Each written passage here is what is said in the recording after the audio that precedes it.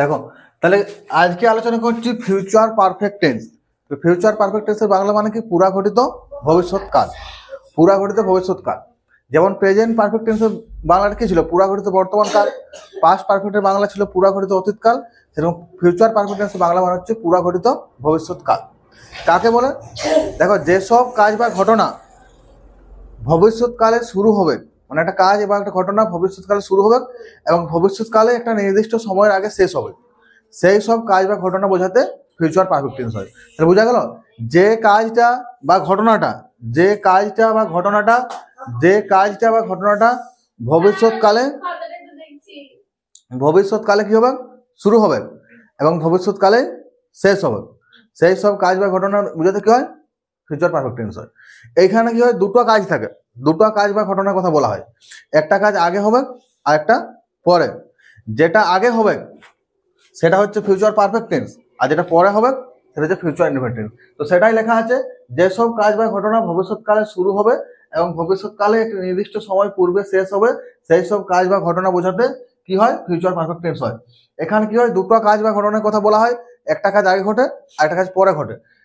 দুটো কাজ যেটি বেশি আগে ঘটবে সেটা বোঝাচ্ছে ফিউচার পারফেক্ট টেন্স, আর যেটা পরে ঘটবে সেটা হচ্ছে ফিউচার ইনডিফিনিট টেন্স বা প্রেজেন্ট ইনডিফিনিট টেন্সও করা যেতে পারে। ঠিক আছে? স্ট্রাকচারটা কি বললাম দেখো, সাবজেক্ট প্লাস শ্যাল হ্যাভ অথবা উইল হ্যাভ প্লাস ভার্বের থার্ড ফর্ম প্লাস অবজেক্ট। এই এতটা পর্যন্ত সাবজেক্ট প্লাস শ্যাল হ্যাভ অথবা will have plus V3 plus object, এতটা পর্যন্ত হচ্ছে ফিউচার পারফেক্ট টেন্স। এই যতটা লাল দাগ দিলাম এই ততটা পর্যন্ত কি হচ্ছে? Future perfect tense. এতটা লাল দিয়ে নিচে লিখে দাও ফিউচার পারফেক্ট, এই অংশটা হচ্ছে ফিউচার পারফেক্ট টেন্স। এবার বাকি যেটা হলো এই বিফোরটা হচ্ছে, এটা হচ্ছে লিঙ্কার, বিফোর দিয়ে যুক্ত থাকবে। এবার বাকিটা যে সাবজেক্ট প্লাস স্যালুইড প্লাস ভার্বের প্রেজেন্ট ফর্ম, এতটা হচ্ছে ফিউচার ইনডিফিনিট টেন্স। বুঝতে পারা গেল? ফিউচার পারফেক্ট টেন্সের মধ্যে কি রয়েছে? Future indefinite. তাহলে এই অংশটা হচ্ছে ফিউচার পারফেক্ট টেন্স। তাহলে ফিউচার পারফেক্ট টেন্স গঠনটা কি? Subject plus shall have will have plus V3 plus object. তাহলে এইটুকু হচ্ছে ফিউচার পারফেক্ট টেন্স, আর বিফোরটা হচ্ছে লিঙ্কার, আর এটা হচ্ছে ফিউচার ইনডিফিনিট টেন্স। দেখো এক্সাম্পল দেখো, বাবা আসিবার পূর্বে আমরা বই পড়িয়া থাকিব। মানে দেখো দুটো কাজেই ভবিষ্যৎ হবে, ভবিষ্যৎকালে বাবাও আসবে আর ভবিষ্যৎকালে আমাদের বই পড়াও হবে, কিন্তু কোনটা বেশি আগে হবে? বই পড়াটা আগে হবে। তাহলে বাবা আসিবার পূর্বে আমরা বই পড়িয়া থাকিব। তাহলে we shall have read a book before father came. তাহলে এই দেখো এই অংশটা, we shall have read a book, এই অংশটা হচ্ছে ফিউচার পারফেক্ট টেন্স, আর ওই ধারটা হচ্ছে ফিউচার ইনডিফিনিট টেন্স, আর এই অংশটা হচ্ছে ফিউচার ইনডিফিনিট টেন্স। এখানে লিখবে before father, third person singular হলে কি হয়? বিফোর ফাদার কামস, এটা হবে কামস করো, একটু ঠিক করো, বিফোর ফাদার কামস। তাহলে এই অংশটা দেখো কি করলাম, এই অংশটা করলাম ফিউচার পারফেক্ট, আর ফাদার কামস এই অংশটা করলাম প্রেজেন্ট ইনডিফিনাইট।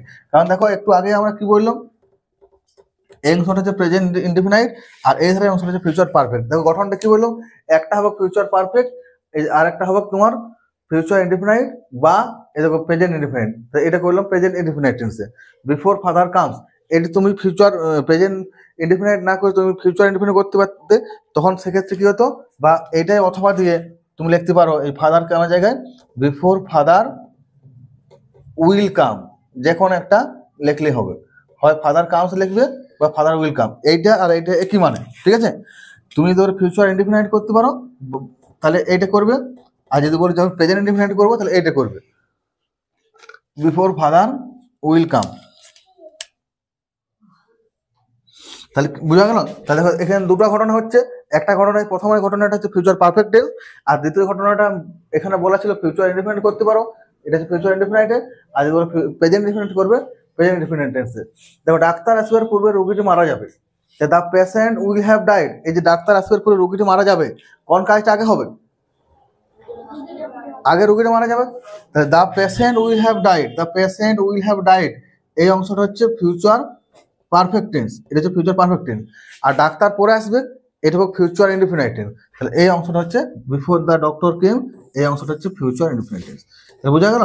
তা যখনই ভবিষ্যৎকালে দুটো ঘটনা বোঝাবে, একটা করবে ফিউচার পারফেক্টে আর ফিউচার ইনডিফিনাইটে, যেটা বেশি আগে ঘটবে সেটা হচ্ছে ফিউচার পারফেক্ট, যেটা পরে ঘটবে সেটা ফিউচার ইনডিফিনাইট। তাহলে যখনই দুটো ঘটনা থাকবে কি করবে? একটা ফিউচার পারফেক্টে, একটা ফিউচার ইনডিফিনাইটে।